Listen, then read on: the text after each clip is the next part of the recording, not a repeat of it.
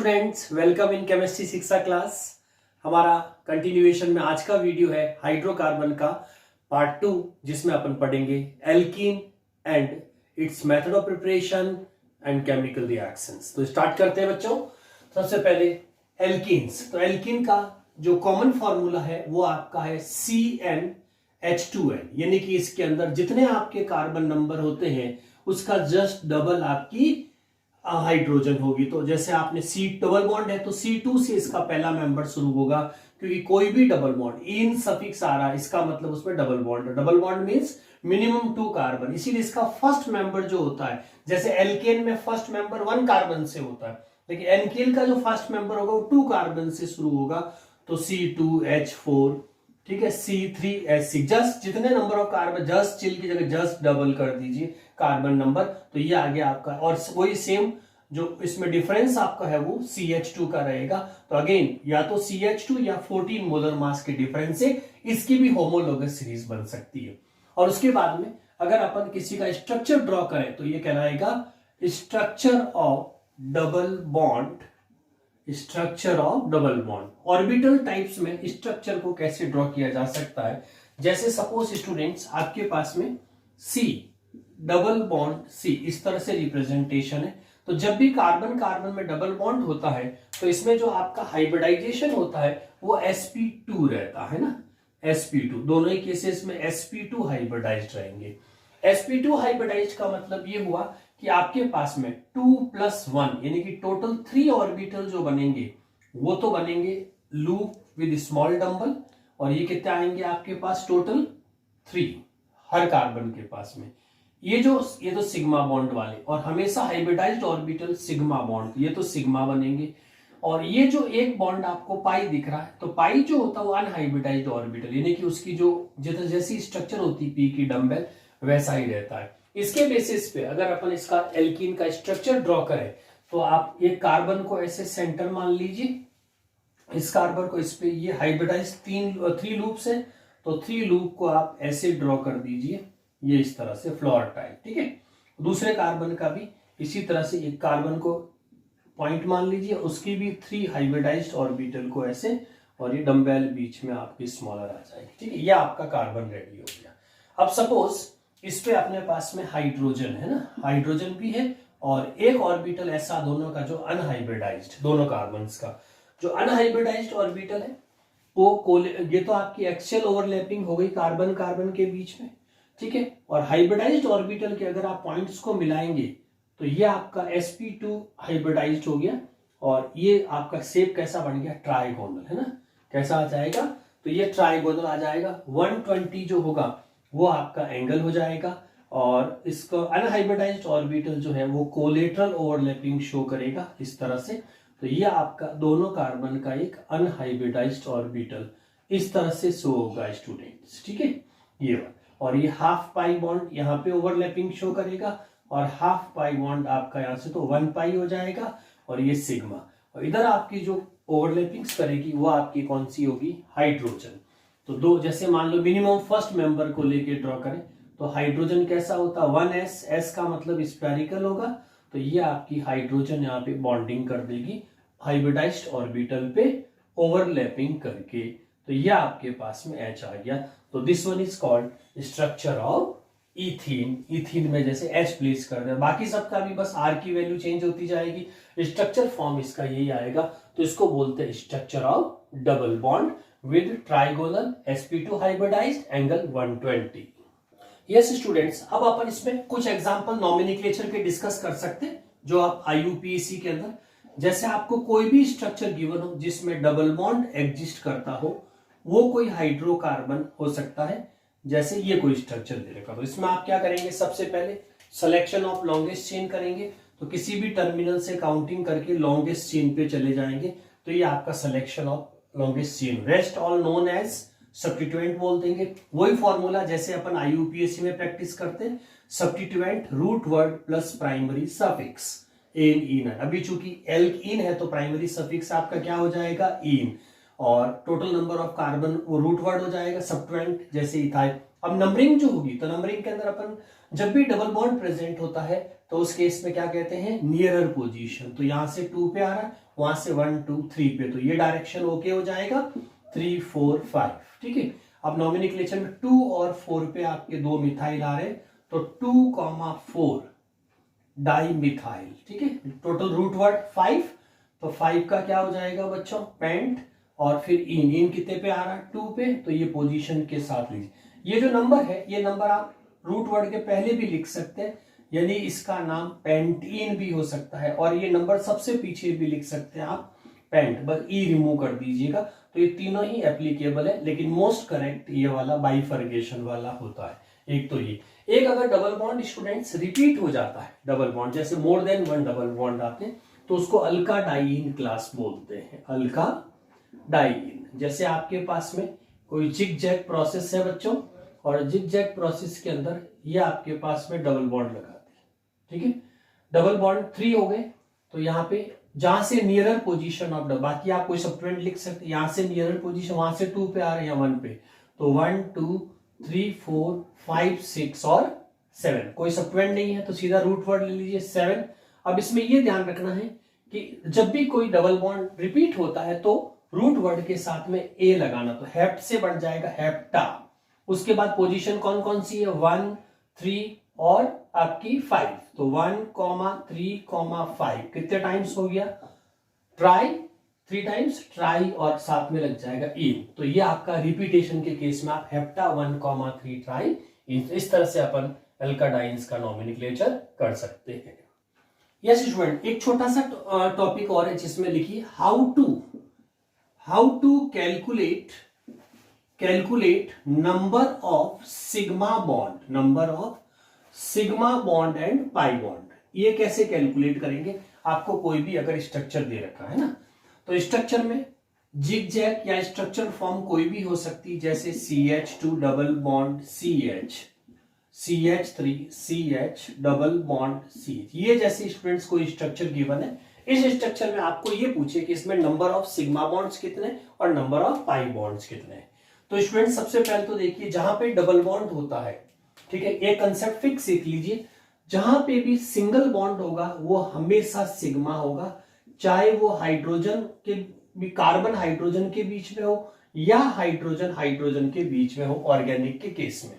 ठीक है, और जहां पे भी आपका डबल बॉन्ड आता है या ट्रिपल बॉन्ड्स आता हो, तो उस केस में सिग्मा हमेशा इन बिटवीन 2 एटम एक ही हो सकता है, चाहे कोई भी स्ट्रक्चर आ जाए, तो इसमें सिग्मा हमेशा एक ही काउंट होगा, रेस्ट ऑल पाई काउंट, जब सिग्मा ए काउंट होगा रेस्ट ऑल पाई काउंट होंगे। इसका मतलब जहां डबल बॉन्ड आएगा वहां एक सिग्मा होगा एक पाई होगा, एक सिग्मा होगा एक पाई होगा, बाकी जहां जहां सिंगल बॉन्ड्स है वो सारे आपके कौन से बनेंगे, सिग्मा। तो सबसे बेस्ट तरीका तो ये होता है स्टूडेंट्स कि आप सबसे पहले इस स्ट्रक्चर को ओपन स्ट्रक्चर, जैसे कंडेंस्ड फॉर्म में, इसको स्ट्रक्चरल फॉर्म में तो आपके लिए बहुत इजी हो, जैसे सी है, अब सी पे कितनी हाइड्रोजन है स्टूडेंट्स, 3 हाइड्रोजन, तो ये 3 लिख दीजिए, ये सी, इस सी पे H कितना 1, ऐसे पूरा स्प्रेड कर दीजिए, तो इजी रहता है कैलकुलेट करना, ये H डाउन आप कैसे भी लिख दीजिए।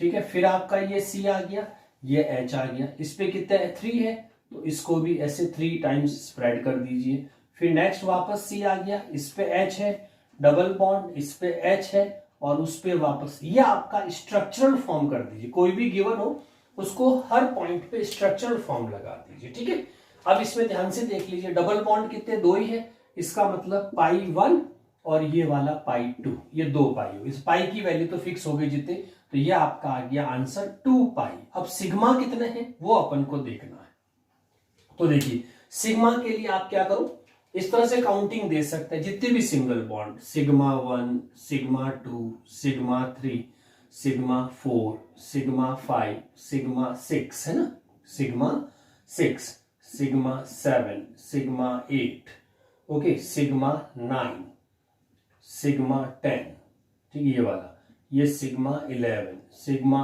12 सिग्मा 13 सिग्मा 14, ठीक है, सिग्मा 15 सिग्मा 16 सिग्मा 17 सिग्मा 18, ठीक है, 18 के बाद में सिग्मा 19 सिग्मा 20 और सिग्मा 21। हर एक को पाई को छोड़ के सबको एक सिग्मा, या बॉन्ड भी काउंट कर लीजिए, आपके पास में कितने हो जाएंगे, सिंगल बॉन्ड काउंट कर लो, 1 2 3 4 5 6 7 8 9 10 11 12 13 14 है ना, 15 16 17 18 19 20 21। ठीक है, बॉन्ड भी इक्विवेलेंट टू सिग्मा हो सकते हैं। तो 2 तो पाई आ गए और सिग्मा आपके पास आ गए 21। तो ये इसका आंसर हो गया 21 sigma and 2 pi bond is present in given structure. Yes student, next हमारा है आइसोमेरिज्म। एल्कीन कौन कौन से आइसोमेरिज्म फॉर्म शो कर सकती है? तो पहले तो आइसोमेरिज्म की जो मेजर पार्ट्स होते हैं उसके दो पार्ट कंपोनेंट, एक तो बोलते हैं स्ट्रक्चरल आइसोमर्स, ठीक है, स्ट्रक्चरल आइसोमर्स बोलेंगे, और दूसरा कंपोनेंट होता है उसको बोलते हैं स्टीरियो आइसोमर्स। ठीक है, और नाम से ही पता लग रहा है स्ट्रक्चरल आइसोमर में हमेशा different in structure, different in, इसमें डिफरेंट इन स्ट्रक्चर आना चाहिए। और स्टीरियो का मतलब होता है स्काई या स्पेस, स्काई भी कह सकते हैं या इसको अपन स्पेस भी कह सकते हैं। तो इसमें बोलेंगे डिफरेंट इन, है ना, डिफरेंट इन स्पेस अरेंजमेंट, इसको थोड़ा बड़ा लिख दीजिए, डिफरेंट इन स्पेस अरेंजमेंट। जो इसके साथ में एटम या ग्रुप ऑफ एटम होते हैं उसका स्पेस में डिफरेंट अरेंजमेंट्स होना चाहिए, तो हम उसको बोलेंगे स्टीरियो आइसोमर्स। अब इसमें से एल्कीन जो स्ट्रक्चरल फॉर्म में शो करती है वो दो आइसोमर शो करती है, एक तो चेन आइसोमर्स, है ना, और एक शो करती है उसको बोलेंगे पोजीशन आइसोमर्स। ये दो एल्कीन रिप्रेजेंट करती है। चेन में स्टूडेंट जैसे आप 2 मेंबर्स लेंगे तो टर्मिनल्स है तो कोई भी पोजीशन इसमें चेन नहीं बनेगा।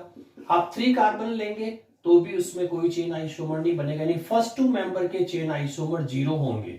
जब आप नेक्स्ट कार्बन एक और बढ़ाएंगे तो अपने यही दिखा टर्मिनल, चेन आइसोमर में हमेशा टर्मिनल के अलावा 2 कार्बन होने ताकि वो एक दूसरे की ब्रांच बन सके। तो यहां से इसका ये आइसोमेरिज्म शुरू होगा, यानी कि ब्यूटीन्स, है ना, तो ब्यूटीन के 2 चेन आइसोमर, इस तरह से पेंटीन के भी आप कैलकुलेट कर सकते हैं। तो एक तो चेन आइसोमर शो करेगी। पोजीशन की बात करें, इसमें चेन कांस्टेंट रखनी, तो फर्स्ट में चेंज नहीं हो सकता। सेकेंड मेंबर लेंगे तो भी यहाँ अभी भी पोजीशन 1 है डबल बॉन्ड की, फिर से पोजीशन 1 ही रहेगी। एक और कार्बन, इसमें कार्बन बाकी सैचुरेट तो करना ही है आपको, ठीक है, एक कार्बन, अब भी पोजीशन कितनी है 1। अब अपन इस डबल बॉन्ड को यहाँ शिफ्ट कर दें तो पोजीशन कितनी आ जाएगी स्टूडेंट्स 2।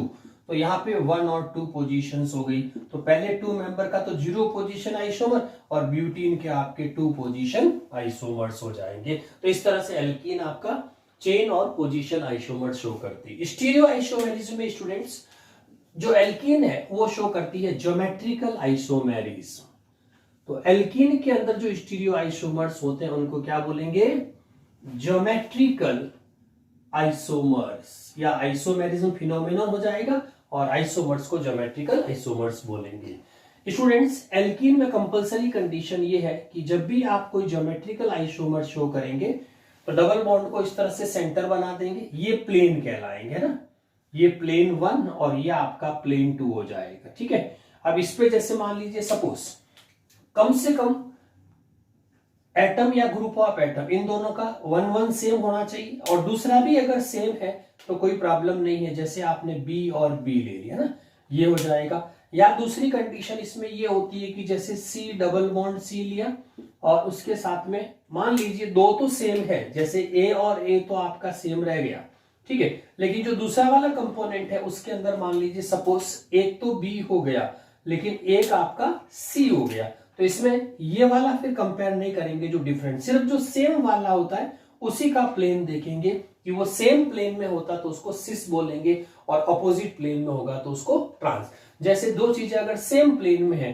तब उसको सिस फॉर्म कहा जाएगा, और जैसे ही अपन 180 पे रोटेट करेंगे तो इसकी दूसरी फॉर्म जो होती है उसको अपन बोलेंगे ट्रांस। अब अपन एग्जांपल लेते हैं, ये तो हुआ कंडीशन फॉर आइसोमेरिज्म। अब एग्जांपल देखिए स्टूडेंट्स, जैसे सपोज आपके पास में ब्यूट 2ईन है, ठीक है, ब्यूट 2ईन के आपको ज्योमेट्रिकल आइसोमर शो करने हैं। तो सबसे पहले ब्यूट का मतलब 4 कार्बन हो गया, ईन कहां आ रहा 2 पे, तो पहले 2 कार्बन ड्रॉ कर दीजिए और उसके दोनों साइड में आप मिथाइल ग्रुप लगा दीजिए CH3 और यहाँ पे क्या आ जाएगा, डबल बॉन्ड कभी मूव नहीं करता है, रेस्ट्रिक्टेड रोटेशन होता है, ठीक है।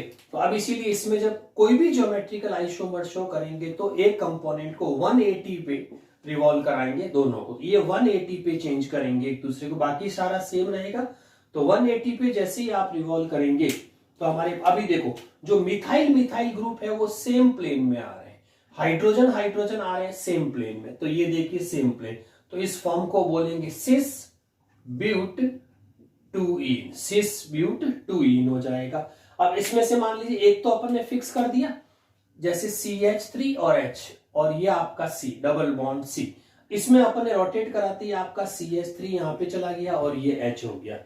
ठीक है, तो इसमें आप देखिए जो सेम थिंग्स है वो एक दूसरे के अपोजिट प्लेन में चली गई।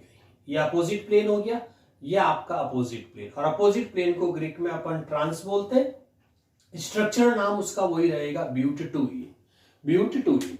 अब इसमें क्वेश्चन इज रेज कि इसके इफेक्ट क्या पड़ा। इफेक्ट एक तो पड़ता है स्टूडेंट डाइपोल मूवमेंट पे, क्योंकि CH3 plus I effect show करता तो क्लाउड ऑफ इलेक्ट्रॉन सेंटर की तरफ आएगा, इसमें भी क्लाउड ऑफ इलेक्ट्रॉन आपके सेंटर की तरफ से आएंगे। ठीक है, तो ये तो, और ट्रांस में क्या होगा, एक दूसरे के अपोजिट होते हैं, अपोजिट होने से वो एक दूसरे के मूवमेंट को कैंसिल कर देंगे, इसीलिए इसका डाइपोल मूवमेंट 0 हो जाता है। जबकि इसमें ट्रांस नहीं होने से एक दूसरे का सम हो जाएगा वेक्टर में, तो इसकी म्यू की वैल्यू करीब 0.33 dy हो जाएगी, है ना। तो एक कह सकते हैं दैट सिस ब्यूट 2इन इज मोर पोलर, तो ये पोलर नेचर की होती है, जबकि आपकी ट्रांस होती है ये कैसी होती है, नॉन पोलर नेचर की हो जाती है, क्योंकि डाइपोल मोमेंट अपोजिट कैंसिल कर देगा जैसे ही वो एक दूसरे के पास में आएगा, तो ये कैंसिल आउट हो जाएगी अपोजिट।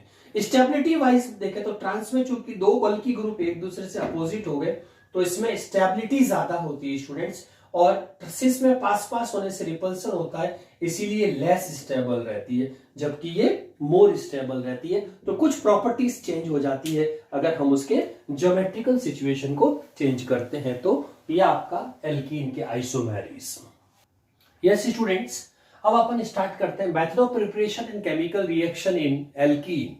मेथड ऑफ प्रिपरेशन में from alkyne, from alkyl halide, from vicinal dihalides, from alcohol by acidic dehydration से इसको प्रिपेयर करेंगे। और केमिकल रिएक्शंस के अंदर चूंकि C डबल बॉन्ड C होता तो मोस्टली इसकी रिएक्शन सारी इलेक्ट्रोफिलिक एडिशंस होगी। ठीक है, इलेक्ट्रोफिलिक जो एडिशन है वहां तक सारे इलेक्ट्रोफिलिक एडिशंस होंगे, addition of H2, addition of Cl2, addition of HX, addition of H2SO4, addition of H2O, और ये अदर रिएक्शंस में आ जाएगी जिसमें ऑक्सीडेशन, ओजोनोलाइसिस एंड पॉलीमराइजेशन। तो ये अपने पास में brief detail of alkene reactions. अब इसमें से स्टार्ट करते हैं स्टूडेंट्स अपन। सबसे पहले मेथड ऑफ प्रिपरेशन, जिसमें पहला अपना है फ्रॉम एल्काइन। ठीक है, एल्काइन का ट्रिपल बॉन्ड, एल्काइन के पास स्टूडेंट्स हमारे पास कोई भी रिप्रेजेंटेशन ले सकते हैं, जैसे R प्लेस कर दिया, R की वैल्यू CH3H जो भी प्लेस करेंगे, ये ट्रिपल बॉन्ड। अब ट्रिपल बॉन्ड का डबल बॉन्ड तक लाके रोकना है, यानी कि CH डबल बॉन्ड CHR, यानी कि फर्दर रिडक्शन नहीं होना चाहिए, इसीलिए जो इन बिटवीन स्टॉप करेंगे तो यहां तक को अपन बोलेंगे पार्शियल रिडक्शन। ऐसा आपके पास कोई कैटलिस्ट होना चाहिए जो पार्शियल रिडक्शन कर सके। इसके लिए निकल PTPD यूज नहीं करेंगे अपन, या उसमें से पैलेडियम अगर यूज होता है तो उसके सराउंडेड में कार्बन की लेयर बना दें, इसीलिए इसको बोलते हैं PDC कैटलिस्ट। क्या बोलेंगे?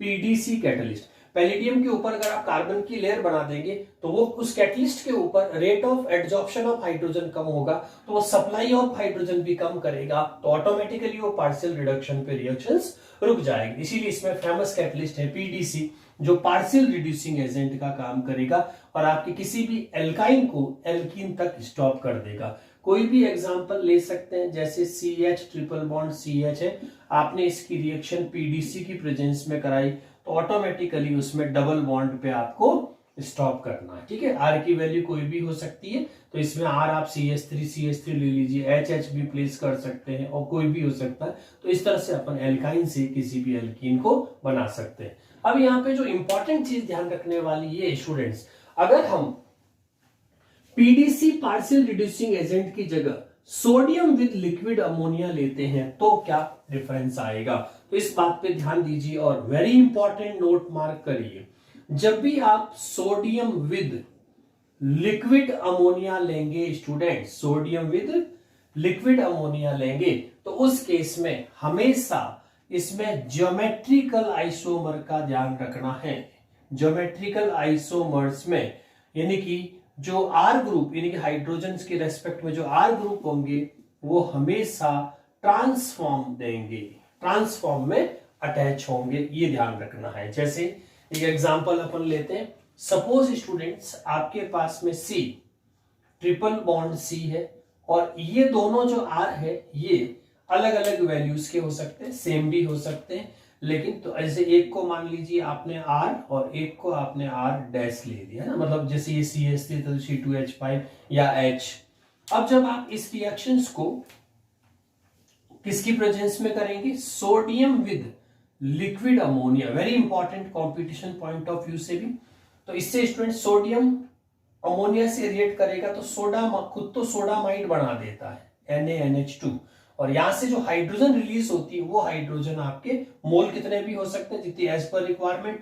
लेकिन जो इससे भी ज्यादा इंपॉर्टेंट चीज इसमें ध्यान रखने की है वो है कि इसमें ये जो जैसे ही डबल बॉन्ड बनेगा हाइड्रोजन सप्लाई होने के बाद में, तो ये दोनों आर जो होंगे वो एक दूसरे से अपोजिट जाएंगे, ये इसमें सबसे इंपॉर्टेंट चीज है। यानी कि हमारा जो sodium with liquid ammonia reducing agent होता है ये ज्योमेट्रिकल आइसोमर्स के दोनों आर को ट्रांसफॉर्म में ले जाते हैं, यानी कि इसमें सिस ऑप्टेन नहीं होगा, जबकि ऊपर वाली पीडीसी में जो है वो मोस्टली सिमेट्रिक ऑप्टेन यानी कि सिस फॉर्म ऑप्टेन होती है। लेकिन अगर आपको ट्रांसफॉर्म चाहिए तो इसके लिए आपको सोडियम विद लिक्विड अमोनिया लेनी होगी। तो ये फ्रॉम एल्काइंस। फ्रॉम एल्काइंस के बाद स्टूडेंट्स नेक्स्ट अपना है फ्रॉम एल्काइल हैलाइड यानी कि RX। ठीक है, RX को यूज करते हुए अपन कैसे एल्कीन बना सकते हैं, तो मिनिमम R की वैल्यू आपको 2 कार्बन हैलाइड लेना पड़ेगा, यानी कि मिथाइल क्लोराइड यूज नहीं करना, इथाइल क्लोराइड और उसके ऑनवर्ड्स यूज करने हैं। ठीक है, तो यहां पे स्टूडेंट जैसे आपके मिनिमम 2 कार्बन वाला हैलाइड अपन लेते हैं इथाइल क्लोराइड कॉमन नेम में, और इसमें स्टूडेंट्स एक चीज जो सबसे इंपॉर्टेंट ध्यान रखनी है वो है कि जैसे जिस कार्बन पे आपका सब्स्टिट्यूएंट अटैच्ड होता है वो कार्बन अल्फा कहलाएगा और उसका नेक्स्ट कार्बन आपका बीटा कहलाएगा। ठीक है, और उससे अटैच्ड हाइड्रोजन को बीटा हाइड्रोजन्स बोलेंगे। तो एक हाइड्रोजन को अपन क्या करते हैं इसमें नीचे की तरफ प्लेस कर देते हैं बॉन्डिंग फॉर्म में ऐसे, तो ये जो हाइड्रोजन होगी स्टूडेंट्स इसको क्या बोलेंगे, जो कार्बन का नाम है वही हाइड्रोजन का नाम बीटा हाइड्रोजन। अब अगर इसमें HCl आउट हो जाता है तो दोनों के हाफ हाफ बॉन्ड फ्री होकर के यहाँ डबल बॉन्ड क्रिएट हो जाएगा, तो रिएक्शन में आंसर क्या आएगा CH2 डबल बॉन्ड CH2, ये आपका CH2 डबल बॉन्ड CH2 आ जाएगा। अब यहाँ पे सबसे इंपॉर्टेंट चीज है कि कौन सा कैटलिस्ट -HX करेगा, यानी कि डीहाइड्रो, क्योंकि डीहाइड्रो हेलोजिनेशन, तो इस प्रोसेस को बोलते हैं डी हाइड्रो, हाइड्रोजन को हटाना, हाइड्रो और हेलोजन भी साथ में है तो हेलो, और जिनेशन का मतलब बन के हटना, तो D means remove, hydro halogenation यानी कि -HX। इसके जो कैटलिस्ट होता है स्टूडेंट्स, 2 कैटलिस्ट याद रखना है, एक तो एल्कोहलिक KOH, एक्वस नहीं लेना, ही ध्यान रखना है, एक्वस तो हाइड्रोलाइसिस होता है, तो एल्कोहलिक KOH का मतलब इथेनॉल एज ए सॉल्वेंट लेते हुए उसको KOH को उसमें डिसॉल्व करेंगे, या इसकी जगह काम में ले सकते हैं NaNH2, इसको बोलते हैं सोडामाइड, सोडामाइड, इनमें से कोई भी कैटलिस्ट ले सकते हैं, और ये आपका हमेशा HX का काम करेंगे, तो कोई भी एक लिख दें अपन alcoholic KOH। Students alcoholic KOH इसमें कैसे वर्क करेगा, तो एल्कोहलिक KOH को जब आप डिसोसिएट करेंगे तो K++OH-, OH- जो होता है ये स्ट्रॉन्ग बेस का वर्क करेगा और यहां से हाइड्रोजन को अपने साथ में अट्रैक्ट और इस बॉन्ड को ब्रेक कर देगा एक्सोथर्मिक प्रोसेस से। तो ये जो पेयर ऑफ इलेक्ट्रॉन्स होंगे हाइड्रोजन वाले, ये सिग्मा बॉन्ड यहाँ पे पाई बॉन्ड में कन्वर्ट हो जाएगा जो यहाँ पे बन रहा है, और उसी दौरान क्योंकि क्लोरीन की नेगेटिविटी ज्यादा होती है तो क्लोरीन क्या करेगा, इन इलेक्ट्रॉन को अपने पास में फोल्ड कर देगा और वहां से रिमूव हो जाएगा। तो ये स्ट्रॉन्ग बेस पहले H को लेके H2O बना देगा और ये सिग्मा बॉन्ड आपके पाई इलेक्ट्रॉन में कन्वर्ट हो जाएंगे और क्लोरीन अपने इलेक्ट्रॉन को विड्रॉ करके और finally H2O with chlorine minus में आपको HCl वापस मिल जाएगा। तो इस तरह से आपका एल्काइल लाइट से आप, अब यहाँ पे स्टूडेंट्स एक रूल लगता है जिसको याद रखना, सेट-जेफ रूल। ठीक है, सेट-जेफ रूल ध्यान रखिएगा। सेटजेफ रूल का मतलब ये होता है कि अगर आपके पास में दो बीटा हाइड्रोजन हो जाए, जैसे CH3 CHCl CH2 CH3, आपने कोई पर्टिकुलर एल्काइल हैलाइड ले लिया, ठीक है स्टूडेंट्स। अब इस एल्काइल हैलाइड के अंदर ये आपका सब्स्टिट्यूएंट हो गया, तो इस सब्स्टिट्यूएंट पे अटैच कार्बन को क्या बोलेंगे, अल्फा। अब अल्फा के डायरेक्ट कांटेक्ट में जो भी आएगा वो तो बीटा या बीटा डैश बोले, है तो बीटा ही, और वो गामा हो गया। अब जब दो बीट, इसमें तो एक ही बीटा था इसीलिए प्रॉब्लम नहीं थी, अब इसमें दो बीट, ये भी है और ये भी है, तो इसमें आप क्या करेंगे, सेटजेफ रूल के अकॉर्डिंग मेजर प्रोडक्ट फाइंड करना पड़ेगा। यानी कि अपन अगर इसमें देखें, सपोज अपन इस वाले बॉन्ड को, है ना, फर्स्ट स्टेप यहां से अगर HX निकलता तो इसको स्टेप 1 पॉसिबिलिटी मान लेते हैं, और यहां से H निकालते तो इसको पॉसिबिलिटी नंबर 2 मान लेते हैं। तो ये possibility number 1 and this is possibility number 2। तो यहां से HX HCl निकलेगा तो डबल बॉन्ड यहां क्रिएट करेगा, तो आंसर क्या आएगा, CH2 double bond CH CH2 और CH3 हो जाएगा, ठीक है। ये आपके पास में डबल बॉन्ड हो गया CH2 और CH3। अब इसमें देखिए दूसरे वाले में क्या होगा, यहां से निकालेंगे तो डबल बॉन्ड यहां आएगा, यानी कि CH3 CH CH3, ये दो पड़, इसमें क्या आया, ब्यूट 1 इन, इसमें क्या आया, ब्यूट 2 इन। अब इसमें से मेजर और माइनर कौन सा है, तो वो सेटजेफ रूल के अकॉर्डिंग डिसाइड होगा। सेटजेफ रूल के according more number of substituent, more number of substituents at double bond carbon will be major product, यानी कि जिस पे आपका डबल, जैसे ये डबल बॉन्ड है, इस डबल बॉन्ड को ले लीजिए, इस पे ये नंबर ऑफ सब्स्टिट्यूएंट कितना आ रहा है, एक ही आ रहा है। इसमें आपका डबल बॉन्ड यहां है तो इस पे नंबर ऑफ सब्स्टिट्यूएंट कितने आ रहे हैं, 2, तो इसमें नंबर ऑफ सब्स्टिट्यूएंट आ रहे हैं 2, इसमें नंबर ऑफ सब्स्टिट्यूएंट कितना आ रहा है, 1, भले ही कितना ही बल्कि है लेकिन नंबर 1 ही आ रहा है। इसीलिए जिसमें डबल बॉन्ड से अटैच नंबर ऑफ सब्स्टिट्यूएंट ज्यादा आएंगे वो आपका कहलाएगा मेजर प्रोडक्ट, और दूसरा वाला कहलाएगा माइनर प्रोडक्ट। तो मेजर प्रोडक्ट और माइनर प्रोडक्ट्स अपन लिख सकते हैं as per Saytzeff rule in alkyl halides. तो स्टूडेंट्स इसका स्क्रीनशॉट ले लीजिए या वीडियो पॉज करके नोट कर लीजिए। यस स्टूडेंट्स, अब अपन नेक्स्ट थर्ड हेडिंग लेते हैं, फ्रॉम विसिनल डाइहैलाइड्स। है डाइहैलाइड का मतलब दो हैलाइड अगर एक ही ऑर्गेनिक कंपाउंड्स में हो तो उसको अपन डाइहैलाइड्स बोलेंगे। डाइहैलाइड्स में स्टूडेंट्स दो पॉसिबिलिटीज होती है बेसिकली, उसमें एक तो कहलाता है जेमिनल, है ना, जेमिनल डाइहैलाइड्स, और सेकंड कहलाएगा आपका विसिनल डाइहैलाइड्स। ये दो होंगे। जेमिनल डाइहैलाइड को शॉर्ट में जेम डाइहैलाइड्स लिखते हैं, जेम डाइहैलाइड्स, और विसिनल को शॉर्ट में विस डाइहैलाइड से लिखेंगे, विस डाइहैलाइड्स, ठीक है। एग्जांपल देखिए, जेमिनल का मतलब होता है ट्विंस, एक ही कार्बन पे जब दो हेलोजन आ जाए, जैसे आपके पास CH4 में से दो X का मतलब हेलोजन हो गया, तो X की वैल्यू आपकी Cl Br या I हो सकती है। तो इस तरह अगर तो एक ही कार्बन पे दो अगर हेलाइड्स है, इवन आप एग्जांपल में चेन भी इंक्रीज कर दें तो भी वो एक ही कार्बन पे दो हेलाइड्स होने चाहिए। और इसमें एडजेसेंट कार्बन, मिनिमम 2 कार्बन लेने और वो दोनों एक दूसरे के एडजेसेंट कार्बन पे होने, आसपास के कार्बन पे होंगे तो उसको विसिनल बोले। यानी कि आपके पास में कार्बन चेन इवन लेंथी भी है तो भी वो हेलाइड्स जो है वो गैप नहीं आना चाहिए, कंटिन्यू कार्बन के पास में होंगे, तो उसको आप क्या बोलेंगे, विसिनल डाइहैलाइड्स। तो स्टूडेंट्स हमारे पास में थर्ड मेथड है फ्रॉम विसिनल डाइहैलाइड, ये एग्जांपल लेते हुए तो यहां पे अपन थर्ड मेथड लगा देते हैं जिसको बोलते हैं फ्रॉम विसिनल डाइहैलाइड। विसिनल डाइहैलाइड से कैसे ऑब्टेन कर सकते हैं, तो विसिनल मतलब इनमें से कोई एग्जांपल ले सकते हैं अपन, जैसे CH2 और यहां पे मान लो क्लोरीन आपने प्लेस कर दिया। अब स्टूडेंट्स इसमें अगर ये Cl2 निकल जाता है तो यहाँ डबल बॉन्ड क्रिएट हो जाएगा। ऐसा करने के लिए अपन जिंक मेटल ले लेंगे रिड्यूसिंग एजेंट की फॉर्म में, तो CH2 डबल बॉन्ड CH2, ये दोनों बॉन्ड हाफ हाफ फ्री होकर डबल बॉन्ड में, और साथ में क्या निकल जाएगा, ZnCl2। तो ये आपकी विसिनल डाइहैलाइड से कोई भी एल्कीन ऑब्टेन हो सकती है। स्टूडेंट्स नेक्स्ट फोर्थ प्रिपरेशन है from alcohol by acidic dehydration.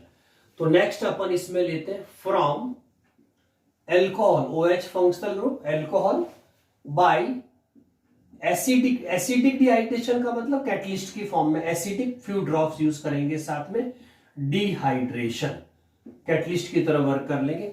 और स्टूडेंट जहां पे भी डिहाइड्रेशन वर्ड आता है, डी मीन्स रिमूव और hydration means H2O, water remove करना है, तो एल्कोहल का फॉर्मूला वही मिनिमम 2 कार्बन वाला लेना है जैसे आपने हेलाइड्स में लिया था। तो ये आपके पास इथाइल एल्कोहल है। इसमें भी स्टूडेंट्स इसी तरह से आपको जो फंक्शनल ग्रुप है OH जिस पे अटैच्ड होता है वो आपका अल्फा हो जाएगा और next carbon will be beta. ठीक है, ये बीटा रहेगा और बीटा के साथ में ये जहां पे एक H को आप नीचे लिख दीजिए अलग से, ये H, ठीक है, H फॉर्म में। तो ये आपका कौन सा कहलाएगा स्टूडेंट्स, बीटा हाइड्रोजन। ठीक है, और अगर ये रिमूव हो जाता है वाटर की फॉर्म में तो ऑटोमेटिकली यहाँ पे डबल बॉन्ड क्रिएट हो जाएगा। तो आंसर क्या आ जाएगा, CH2 डबल बॉन्ड CH2। लेकिन इस प्रोसेस के अंदर जो एसिड जो होता है वो प्रोटोनेशन करता है, इसीलिए इसमें आपको डिहाइड्रेटिंग एजेंट की फॉर्म में कोल्ड कंसंट्रेट हाइड्रोक्लोरिक एसिड काम में ले, H2SO4 काम में लेना है, H2S सल्फ्यूरिक एसिड H2SO4। तो ये डिहाइड्रेटिंग एजेंट का काम करेगा, वाटर को रिमूव कर देगा और डबल बॉन्ड क्रिएट कर देगा और एसिड कैटालाइटिक रहेगा तो प्रोसेस रेट ऑफ रिएक्शन आपका फास्टर। कोई भी एग्जांपल ले सकते हैं आप इसके अंदर, CH3CH3OH। अगर आपने आइसोप्रोपाइल अल्कोहल लिया तो सेम थिंग, ये अल्फा हो जाएगा, ये दोनों आपकी बीटा हो जाएगी और इसको आप कंसंट्रेटेड कोल्ड H2SO4 की प्रेजेंस में करेंगे तो आंसर स्टूडेंट्स आपका डबल बॉन्ड CH2 यानी कि प्रोपीन ऑब्टेन हो जाएगी अगर आइसोप्रोपाइल अल्कोहल लेते हैं तो, आइसोप्रोपाइल अल्कोहल। तो ये आपका method of preparations of alkene. Yes students, अब अपन लेते हैं chemical reactions of alkene. Chemical reaction में सबसे पहली रिएक्शन अपनी है एडिशन ऑफ हाइड्रोजन। बहुत सिंपल सा प्रोसेस है, addition of hydrogen. Addition of hydrogen क्या कहलाता है, हाइड्रोजिनेशन, जिसको अपन रिडक्शन भी कह सकते हैं, है ना, सैचुरेटेड हाइड्रोकार्बन्स बनाना, वेजिटेबल घी। जैसे student CH2 double bond CH2 first member है H2 और कैटलिस्ट कौन से हो जाएंगे, निकल PTPD और पाई बॉन्ड क्रैक हो जाएगा और दोनों को एक एक हाइड्रोजन प्लेस कर दीजिए, आंसर आ जाएगा CH3CH3। ऐसे कोई लॉन्ग चेन भी हो सकती है, ठीक है, और उसका रिडक्शन कराएंगे इन प्रेजेंस ऑफ, जैसे सपोज निकल 300 डिग्री सेल्सियस पे कराते हैं तो वेजिटेबल घी, जिसमें ये अपनी कौन सी कहलाएगी, अनसैचुरेटेड हाइड्रोकार्बन्स। और जैसे ही इसमें आप रिडक्शन करा देंगे तो ये बन जाएगा आपका RCH2CH2R। इसको क्या बोलेंगे, सारे सिंगल बॉन्ड हो गए तो सैचुरेटेड हाइड्रोकार्बन, जिसको वेजिटेबल घी भी अपन कह सकते हैं। और ये कहलाता प्रोसेस को क्या बोलोगे, हाइड्रोजिनेशन, यानी कि एडिशन ऑफ हाइड्रोजन या रिडक्शन कह सकते हैं। और सेकेंड प्रोसेस इसमें स्टूडेंट्स देखिए नेक्स्ट है addition of Cl2, addition of Cl2। तो सेकेंड प्रोसेस इसमें हो जाएगा एडिशन ऑफ Cl2। Cl2 को ऐड करना हो तो Cl2 CH2 double bond CH2 लिया, 2 Cl है आपके पास में, नॉन पोलर सॉल्वेंट ले लीजिए, पाई बॉन्ड टूट जाएगा और दोनों को एक एक Cl सप्लाई हो जाएगा तो CH2, तो आपका विसिनल डाइहैलाइड्स बन जाए। अब स्टूडेंट्स इसमें ये अगर आप इसमें ब्रोमीन लेते तो ब्रोमीन जो होती है लिक्विड फॉर्म में ये रेडिश ब्राउन होती है, कैसी होती है, रेडिश ब्राउन। और नॉन पोलर सॉल्वेंट CCl4 में प्रेजेंस में कराते हैं तो ये जब तक Br2 मॉलिक्यूल फॉर्म में रहती है, Br2 की फॉर्म में, तब तक आपकी रेडिश ब्राउन होती है। तो ये Br2/CCl4 को अनसैचुरेशन टेस्ट भी बोलते हैं। तो ब्रोमीन जैसे ही अगर ये ब्रोमीन डिसोसिएट हो जाती तो इसका रेडिश ब्राउन कलर डिसअपीयर हो जाएगा। इससे ये प्रूव हो जाएगा कि गिवन जो गिवन कंपाउंड था ऑर्गेनिक, उसके पास में डबल बॉन्ड था, ठीक है, डबल बॉन्ड। इसीलिए इसको अपन Br2/CCl4 को अनसैचुरेशन टेस्ट पता करने, अनसैचुरेशन है या नहीं, डबल बॉन्ड है या नहीं, उस टेस्ट को पता करने के लिए भी एज ए रिएजेंट इसको यूज करते। तो disappearance of brown colour indicate that the bromine is formed addition reactions with alkenes. Yes students, screenshot ले लीजिए, वीडियो पॉज करके नोट कर लीजिए। तो स्टूडेंट्स अब अपने पास में नेक्स्ट रिएक्शंस है एडिशन ऑफ HX। ओके, तो नेक्स्ट अपने पास में थर्ड नंबर रिएक्शंस हो जाएगी एडिशन ऑफ HX। HX का मतलब क्या हुआ? Hydrogen halide. हाइड्रोजन हैलाइड को अपन बोलेंगे HX, ठीक है। यस, तो HX ऐड करने से पहले स्टूडेंट्स अपन को इसमें एल्कीन को दो पार्ट में क्लासिफाई करते हैं। एक तो कहलाती है सिमेट्रिकल एल्कीन, ठीक है, और सेकंड आपका कहलाएगा अनसिमेट्रिकल एल्कीन, ठीक है। सिमेट्रिक एल्कीन का मतलब है कि जिसपे आपका C डबल बॉन्ड C है, उसके सराउंडेड में जो ग्रुप्स होंगे वो आपके सिमिलर होने चाहिए, R ग्रुप्स, ठीक है, R इक्वल्स टू R, यानी कि दोनों साइड की जो वैल्यूज है वो सेम आनी चाहिए, तब वो सिमेट्रिकल कहलाएगी। और अनसिमेट्रिकल का मतलब इससे अटैच्ड जो ग्रुप्स है वो डिफरेंट होने चाहिए, ठीक है, means R is not equals to R। Students, symmetrical में कोई प्रॉब्लम नहीं, आपका प्रोडक्ट डायरेक्ट इलेक्ट्रोफिलिक एडिशन की नॉर्मल मैकेनिज्म। लेकिन अनसिमेट्रिकल में जब भी हम कोई एडिशंस करेंगे तो उसमें या तो अपन उसमें अप्लाई करेंगे मार्कोनिकॉव्स रूल, या इसमें अप्लाई करेंगे anti Markovnikov rule, anti Markovnikov rules, इन दोनों रूल से अप्लाई करेंगे। तो पहले अपन इसमें देखते हैं सिमेट्रिकल एल्कीन। सिमेट्रिकल एल्कीन में अगर हम हाइड्रोजन हैलाइड को ऐड करते हैं तो क्या आंसर आएगा? तो जैसे आपके पास CH2 डबल बॉन्ड CH2 है और इसकी रिएक्शन मान लीजिए आपने HBr लिया, ठीक है, तो पोलर सॉल्वेंट की प्रेजेंस में करेंगे, हेट्रोलाइटिक फ्यूजन हो जाएगा। आप किसी को किस पे भी प्लेस कर दीजिए क्योंकि दोनों सिमेट्रिक है, तो आंसर आपका एक पे H दे दीजिए और एक पे आपका Br हो जाएगा, तो CH3CH2Br। अगर आप अपोजिट भी ऐड करते हैं तो भी आंसर यही रहेगा, यानी कि सिमेट्रिक में आंसर पे कोई इफेक्ट नहीं आता कौन सा कहां पे अटैच होता है। लेकिन नेक्स्ट जो वेरी इंपॉर्टेंट है वो अपना कौन सा है? Unsymmetrical alkene. इसको ध्यान से समझना है। यस स्टूडेंट्स, अब अपन इसमें से अनसिमेट्रिकल एल्कीन पे जो HBr को ऐड करके देखें। तो addition of HBr in unsymmetrical alkenes by Markovnikov rule. जैसे आपने कोई अनसिमेट्रिकल एल्कीन का एग्जांपल ले लिया, प्रोपीन है ना, प्रोपीन में देखो इस साइड में R ग्रुप है, इस साइड में नहीं है, तो अनसिमेट्रिकल हो गया, या हाइड्रोजन का रेशियो भी आपका अनइक्वल आ जाएगा। इसकी रिएक्शन स्टूडेंट्स जब अपन HBr से कराएंगे तो मैकेनिज्म वाइज अगर देखेंगे तो इसमें आपका पोलर सॉल्वेंट की प्रेजेंस में क्या होगा? हेट्रोलाइटिक फ्यूजन होगा, एक न्यूक्लियोफाइल बनेगा और एक इलेक्ट्रोफाइल्स बनेगा। अब यहाँ पे अपन एडिशन करने से पहले मार्कोनिकॉव रूल देख लेते हैं। तो मार्कोनिकॉव रूल का जो स्टेटमेंट है, मार्कोनिकॉव रूल, इसका स्टेटमेंट है according to this rule, note कर लीजिए, according to this rule nucleophile Nu minus, जिसको अपन यहां पे कौन है? Br माइनस है, nucleophile goes to that double bond carbon where less number of hydrogen present, less number of exist या present। तो देखो यहाँ पे हाइड्रोजन कितना 1, यहाँ पे हाइड्रोजन कितनी है 2, तो लेस नंबर कौन सा? ये वाला है। तो न्यूक्लियोफाइल जो होगा वो आपका किस पे अटैक करेगा? लेस नंबर वाले पे।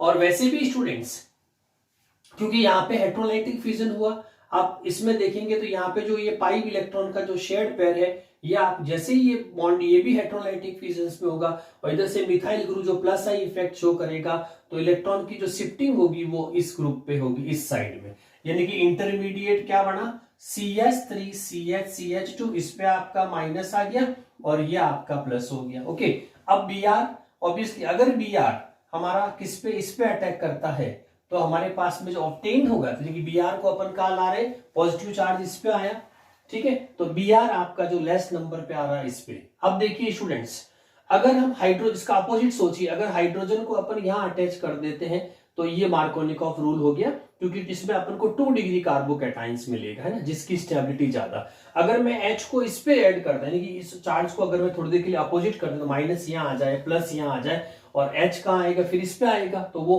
प्लस यहाँ रहेगा तो 1 डिग्री बनेगा, यानी कि जो पॉसिबिलिटी है उसके अकॉर्डिंग, तो मार्कोनिकॉफ के अकॉर्डिंग Br यहाँ जा रहा है, इसका मतलब यहाँ पॉजिटिव चार्ज आया, तो ये अपन को 2 डिग्री कार्बोकैटाइन देगा, ठीक है। अब इस पे आपका Br का जो अटैक होगा वो सीधा इस कार्बन पे हो जाएगा, तो Br माइनस का एडिशन करिए, आंसर क्या आ जाएगा CH3Br, और हाइड्रोजन इसकी अपोजिट इस पे आ जाएगी, तो ये आपका CH3 और यहाँ पे आपका क्या आ जाएगा, तो आंसर क्या आया 2 ब्रोमोप्रोपेन, यानी कि मार्कोनिकॉफ रूल के अकॉर्डिंग इसमें आंसर 2 ब्रोमोप्रोपेन आएगी। और इस अटैक से बेनिफिट क्या होगा कि इससे हमको हमेशा, ठीक है, हायर डिग्री कार्बोकैटाइन मिलेगा, हायर डिग्री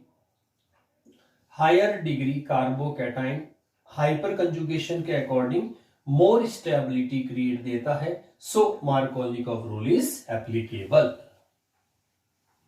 यस स्टूडेंट्स, अब अपन नेक्स्ट इस पे लेते हैं, इसी रिएक्शन को अगर addition of HBr unsymmetrical alkenes में एंटी मार्कोनिकॉफ रूल, पहले वाला कौन सा था मार्कोनिकॉफ रूल, अब कौन सा आ रहा है एंटी मार्कोनिकॉफ रूल, जिसकी रिसर्च खरास नाम के साइंटिस्ट ने की थी, इसीलिए इसको खरास इफेक्ट भी बोलते हैं, और ये इफेक्ट पेरोक्साइड की प्रेजेंस में होता है, इसीलिए इसको पेरोक्साइड इफेक्ट भी बोलते हैं। तो इसमें से कोई भी नाम से क्वेश्चन हो सकता है, एंटी मार्कोनिकॉफ रूल्स, खरास इफेक्ट या पेरोक्साइड इफेक्ट। पेरोक्साइड में हाइड्रोजन पेरोक्साइड हो सकती है कैटलिस्ट की फॉर्म में, कोई एल्काइल पेरोक्साइड, बेंजोइल पेरोक्साइड, आप कोई भी ले सकते हैं, इसमें भी अनसिमेट्रिकल, तो एक ग्रुप आपका इस साइड में कोई ग्रुप नहीं है तो अनसिमेट्रिकल हो गया, या हाइड्रोजन के रेशियो ऑटोमेटिकली अनसिमेट्रिकल हो जाएगा। तो यहां से इसमें ध्यान रखना स्टूडेंट, पेरोक्साइड जो होता है वो खुद होमोलाइटिक फ्यूजन शो करता, इसीलिए इस पूरी रिएक्शंस के अंदर फ्री रेडिकल मैकेनिज्म लगेगी, तो ये चीज ध्यान रखना, इन प्रेजेंस ऑफ पेरोक्साइड यहाँ पे आपकी जो मैकेनिज्म अप्लाई होगी स्टूडेंट, उसको फ्री रेडिकल मैकेनिज्म कहा जाएगा, जो एंटी मार्कोनिकॉफ से अपोजिट है। मार्कोनिकॉफ में हेटेरोलाइटिक फ्यूजन आयोनिक मैकेनिज्म थी, इसमें फ्री रेडिकल मैकेनिज्म होगी। तो अगर यहाँ पे अगर स्टेटमेंट लिखेंगे एंटी मार्कोनिकॉफ का, तो ध्यान रखना स्टूडेंट्स, तो इसमें अगर स्टेटमेंट अपन दें तो स्टेटमेंट क्या बनेगा एंटी मार्कोनिकॉफ का, AMR means anti Markovnikov rule, तो इसमें लिखो according to this rule bromine free radical, याद रखिए स्टूडेंट, इसमें bromine free radical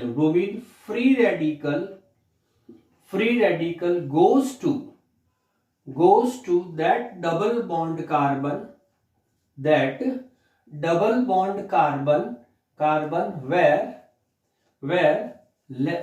more number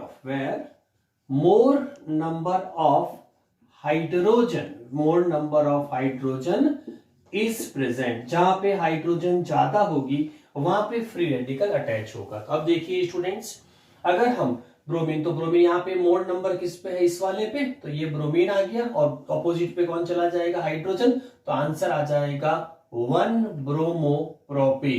bromopropane. अब मैकेनिज्म देखें स्टूडेंट, तो सबसे पहले पेरोक्साइड जो होता है वो होमोलाइटिक फ्यूजन करेगा, तो आपके एल्को पेरोक्साइड फॉर्म में आ जाएगी, और ये जो रेडिकल्स फॉर्म होती है, ठीक है, आर की, वो HBr पे अटैक करेगी, तो ये खुद तो RH बन जाएगा और ब्रोमीन फ्री रेडिकल फ्री हो जाएगा। अब ये ब्रोमीन फ्री रेडिकल हमारे अनसिमेट्रिकल एल्कीन पे अटैक करेगा, तो 2 प्रोबेबिलिटी, अगर ये मान लीजिए विदाउट रूल अपन देखें तो Br अगर यहाँ अटैक करता है तो आपका रेडिकल टर्मिनल कार्बन बनेगा, और अगर ब्रोमीन इस पे अटैक करता है तो आपका ये रेडिकल बनेगा। तो रेडिकल में भी उसी तरह से, क्योंकि जो स्टेबिलिटी होती है वो आप किससे देखते हैं, हाइपर कंजुगेशन से। किससे देखेंगे, तो हाइपर कंजुगेशन के अकॉर्डिंग चाहे वो कार्बोकैटाइन है चाहे वो फ्री रेडिकल्स है, उसमें हमेशा जितनी डिग्री हायर होगी उतनी ही स्टेबिलिटी ज्यादा होगी। तो इसमें देखो यहाँ पे 1 डिग्री फ्री रेडिकल्स बन रहा है और इसमें 2 डिग्री फ्री रेडिकल्स बन रहा है, तो this one is more stable, इसीलिए आपका इसका प्रोडक्ट जो आएगा वो मेजर प्रोडक्ट आएगा, यानी कि Br यहाँ जुड़ गया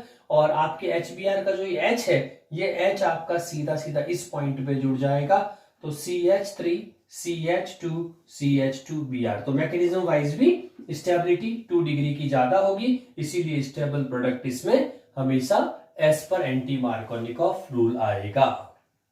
स्टूडेंट्स वीडियो पॉज करके स्क्रीनशॉट ले लीजिए या इसको नोट कर लीजिए। तो स्टूडेंट्स नेक्स्ट रिएक्शन हमारी है एडिशन ऑफ H2SO4। अगर एल्कीन में H2SO4 ऐड करके देखें तो हमारी फोर्थ रिएक्शन हो गई एडिशन ऑफ H2SO4 यानी कि सल्फ्यूरिक एसिड कंसंट्रेट फॉर्म, ठीक है, और फ्यू ड्रॉप्स इसमें साथ में ले लीजिए एल्कीन की, और एल्कीन अनसिमेट्रिकल सिमेट्रिकल जैसी भी ले लीजिए, ठीक है। और H2SO4 को आप क्लीवेज फॉर्म में लिखेंगे तो ऐसे लिख सकते हैं H2SOH और SO, टोटल करेंगे तो H2SO4 ही बनेगा, तो OH, और इसमें से नेगेटिविटी ज्यादा है तो इस तरह से इसमें आप स्टूडेंट्स एक जगह पे आपका न्यूक्लियोफाइल अटैच कर दीजिए और एक जगह पे आपका SO3H अटैच हो जाएगा। तो आंसर क्या बना CH3 CHOH और आ जाएगा SO3H, ठीक है। फिर इसका आप IUPAC नाम लिख सकते हैं, ये आपका हाइड्रोक्सी फॉर्म हो गई वो SO3H हो गया, ठीक है। तो इसको IUPAC सोचिए फटाफट क्या आंसर आना चाहिए इसका, ये प्रायोरिटी में पहले आएगा तो ये सबक्वेंट हो जाएगा 1 2, ठीक है। 3 है तो 3 कार्बन है तो 3 कार्बन वाला अटैच कर दीजिए CH2SO3H, तो आपकी नंबरिंग जो होगी 1 2 3 हो जाएगी। तो 2 पे हाइड्रोक्सी, तो ये हो गया आपका 2 हाइड्रोक्सी, रूट वर्ड में 3 का सल्फोनिक एसिड हो जाएगा, सल्फोनिक एसिड। स्टूडेंट्स इसमें एक और पॉसिबिलिटीज बनती है, वो पॉसिबिलिटी हो जाएगी क्योंकि H2SO4 हमारा स्ट्रॉन्ग है, कैसा है स्ट्रॉन्ग, तो कई बार अगर H2SO4 स्ट्रॉन्ग एसिड है तो ये अपने आप को आयोनाइज्ड करेगा, तो आयोनाइज्ड फॉर्म में इसका जो बनता है वो H++HSO4-, ये भी एक प्रॉबिलिटी रहती है इसके अंदर मैकेनिज्म में, तो इसकी जगह पे और में आप ये रिएक्शंस भी आ सकती है CH3CH डबल बॉन्ड CH2 है, इसके ऊपर जब आप H2SO4 की रिएक्शन कराएंगे और एज ए स्ट्रॉन्ग एसिड ये अपने आप को दो फॉर्म हाइड्रोजन सल्फेट और एचाइन, तो एक जगह तो आपका एचाइन अटैच हो जाएगा और एक जगह हाइड्रोजन सल्फेट, तो अगर अनसिमेट्रिकल है तो वही है न्यूक्लियोफाइल वाले पार्ट को ले लीजिए मार्कोनिकॉफ रूल के अकॉर्डिंग और H को यहाँ पे ले लीजिए, तो CH3CH और इस पे आपका क्या जुड़ जाएगा SO4HSO4, तो ये हो जाएगा आइसोप्रोपाइल हाइड्रोजन सल्फेट, तो ये भी एक अप्रूव्ड मैकेनिज्म है इसके अंदर जो यूज की जा सकती है। यस स्टूडेंट्स नेक्स्ट है एडिशन ऑफ H2O। आप कोई भी एल्कीन में जब H2O ऐड करेंगे तो जैसे HOH, चूंकि वाटर डिसोसिएट कम होता तो प्रोटोनेशन के लिए एसिडिक मीडियम ले लीजिए फ्यू ड्रॉप, तो प्रोटोनेशन हो जाएगा और उसके बाद में आपका वही सिमेट्रिक है तो आप कहीं पे भी एक एक जोड़ दीजिए उसमें, तो आंसर हो जाएगा CH3CH2OH।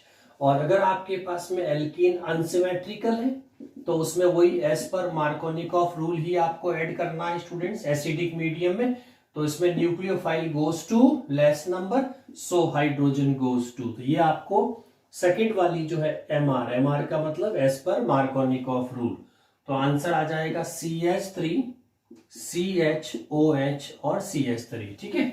तो देखो यहाँ पे nucleophile goes to less number चला गया एज पर मार्कोनिकॉफ और H यहाँ पे आ गया जिसको बोलेंगे आइसोप्रोपाइल, कौन सा आ जाएगा स्टूडेंट्स आइसोप्रोपाइल अल्कोहल, इसका कॉमन नेम हो जाएगा और IUPAC प्रोपेन 2 ऑल कर सकते हैं, तो ये एडिशन ऑफ H2O हो जाएगा। स्टूडेंट्स अब नेक्स्ट अपना हेडिंग है ऑक्सीडेशन ऑफ एल्कीन। एल्कीन का oxidation oxidising agent KMnO4। KMnO4 अगर आप डाइल्यूट फॉर्म में काम में लेते और या आप KMnO4 को एसिडिक मीडियम में प्रोवाइड कराते हैं तो दो अलग अलग ऑक्सीडेशंस होंगे। पहला, अगर KMnO4 को डाइल्यूट KMnO4 के रेस्पेक्ट में अगर अपन रिएक्शन देखेंगे तो इसमें देखिए स्टूडेंट, जैसे आपके पास में कोई भी एल्कीन है, उस एल्कीन का डाइल्यूट का मतलब 90% वाटर है, तो वाटर साथ में रहेगा और ऑक्सीडाइजिंग एजेंट अपन को ऑक्सीजन प्रोवाइड करा देगा, ये आपका KMnO4 dilute as a catalyst, ठीक है। अब देखिए ये दोनों पहले आपस में रिएक्ट करके पेरोक्साइड बना देंगे, H2O और H2O2 और ये 2 OH ग्रुप बन, ये दोनों OH ग्रुप पाई बॉन्ड टूटते एक OH इस पे आ जाएगा, एक OH इस पे आ जाएगा। तो आंसर क्या बना? CH2 double bond CH2। इसको स्टूडेंट वेरी फेमस नेम है 2 कार्बन 2 OH को ग्लाइकॉल बोलते हैं। और ग्लाइकॉल भी कैसा? विसिनल। विसिनल क्यों? क्योंकि दोनों एडजेसेंट कार्बन्स पे। तो ये तो बनेगा जब डाइल्यूट KMnO4। अब इसकी जगह अगर आप KMnO4 विद एसिडिक मीडियम ले लेते हैं KMnO4 तो फास्ट बॉन्ड क्लीवेज फास्टर होगा। जैसे आपके पास में कोई इस तरह की एल्कीन अवेलेबल है अनसिमेट्रिकल, ठीक है, अनसिमेट्रिकल, और इसको आप KMnO4 विद एसिडिक करते हैं, KMnO4 विद एसिडिक मीडियम कोई भी, तो उस केस में स्टूडेंट ये बॉन्ड पूरा क्लीवेज हो जाएगा और जो ऑक्सीजन होगी एक ऑक्सीजन इसको मिल जाएगी और ये पूरा CO2 और H2 यानी कि नंबर ऑफ ऑक्सीजन कितनी भी हो सकती है स्ट्रॉन्ग ऑक्सीडेशन में। तो एक तो आपका बन जाएगा CH3CH3O, ठीक है, ये आपका C डबल बॉन्ड O यानी कि कीटोन, कीटोन आंसर हो जाएगा। और ये जो CH2 इसमें से एक ऑक्सीजन और इसमें N नंबर लिख सकते हैं, CO2 और एक ऑक्सीजन H2 बना देगी, तो बाई प्रोडक्ट में यानी कि विगर्स ऑक्सीडेशन होकर के ये कीटोन फॉर्म आ जाएगी। तो this one is called oxidation of alkene. Next है students very important reaction, competitive point और रिटन एग्जाम में भी, ozonolysis of alkene. Ozonolysis of alkene ध्यान से समझिएगा स्टूडेंट, इसमें ट्रिक भी है कैसे याद रखेंगे। तो स्टूडेंट कोई भी सबसे पहले आप एल्कीन ले लीजिए, सिमेट्रिक अनसिमेट्रिकल। इसमें सबसे बेस्ट तरीका है जब आप ओजोन से रिएक्शन कराएं O3 से, तो सबसे पहले डबल बॉन्ड को हिडन कर दीजिए। डबल बॉन्ड को हिडन करने के बाद जो आपको दिख रहा है उसको वापस लिख दीजिए। तो क्या होगा? दो CH2 और CH2 लिख दीजिए, ठीक है। अब ये जो दोनों बॉन्ड्स क्लीवेज होगा उसमें से नीचे वाला जो बॉन्ड है इसको 50-50 कर दीजिए, ब्रिटानिया 50-50 टाइप, तो ये दो फॉर्म करें। ऊपर वाला जो पाई बॉन्ड इसको डबल सलामी टाइप, जैसे ऐसे बॉन्ड्स है तो इसको ऐसे कर दीजिए, तो हाफ तिरछा से डबल सलामी हो जाएगा। तो डबल सलामी में आप ऐसे रख सकते हैं, ठीक है। अब देखो 3 ऑक्सीजन ओजोन है, ओजोन में 3 ऑक्सीजन है, तो एक O यहां प्लेस कर दीजिए, दोनों पे O लगा दीजिए और आपस में बॉन्ड, इसको बोलते हैं ओजोनाइड। कोई भी कॉम्प्लेक्स जो ओजोन के साथ में बनेगा उसको ओजोनाइड बोलेंगे, ठीक है, ओजोनाइड। अब ओजोनाइड का क्लीवेज करना है ना, तो ओजोनाइड का जब क्लीवेज करेंगे तो आप इस तरह से एक लैंप टाइप बना दीजिए और एक स्टैंड लगा दीजिए ऐसे, तो लैंपिंग विद स्टैंड, लैंपिंग विद स्टैंड, ये ऐसे क्लीवेज होगा इसका, लैंपिंग विद स्टैंड। और ये क्लीवेज हमेशा जिंक विद H2O होता है। तो जिंक स्टूडेंट्स रिड्यूसिंग मेटल का काम करती है और ये इस एक्सेस ऑक्सीजन को ZNO की फॉर्म में निकाल देती है। और ये हाफ बॉन्ड यहां से और हाफ बॉन्ड यहां से, यहां एक डबल बॉन्ड क्रिएट हो जाएगा, ये हाफ बॉन्ड, ये हाफ बॉन्ड, यहां आपका डबल बॉन्ड क्रिएट होके दो प्रोडक्ट बनेंगे हमेशा। तो CH2 double bond O plus CH2 double bond O, इनको क्या बोलते हैं? 2 मोल मीथेनल या फॉर्मेल्डिहाइड। अब अपन सपोज इसमें आपको कीटोन बनाना है तो आप एल्कीन इस तरह की ले सकते हैं ब्रांच्ड, जैसे ये स्टूडेंट्स आपने कोई एल्कीन ली, ठीक है, तो वही तरीका उसी तरह से करना, मेथड आपको वही फॉलो करना है O3। अब देखो वही जहां डबल बॉन्ड है वहां से हिडन कर दो और जो चीज दिख रही है उसको वापस लिख दीजिए as it is except double bond, क्योंकि डबल बॉन्ड पूरा ओजोनाइड में जाएगा। तो ये C आ गया, ये गैप दे दीजिए और CH3, ठीक है। अब वही सेम प्रोसीजर, हाफ इसको तो कर दीजिए 50-50, ऊपर वाले को डबल सलामी की फॉर्म में ले लीजिए, तो 3 ऑक्सीजन हो गई, या आपका ओजोनाइड फॉर्म आ गया। अब ओजोनाइड फॉर्म वन क्रैक कैसे करेंगे? लैंपिंग विद स्टैंड, तो ये आपका लैंपिंग विद स्टैंड में इसको क्लीवेज कर दीजिए।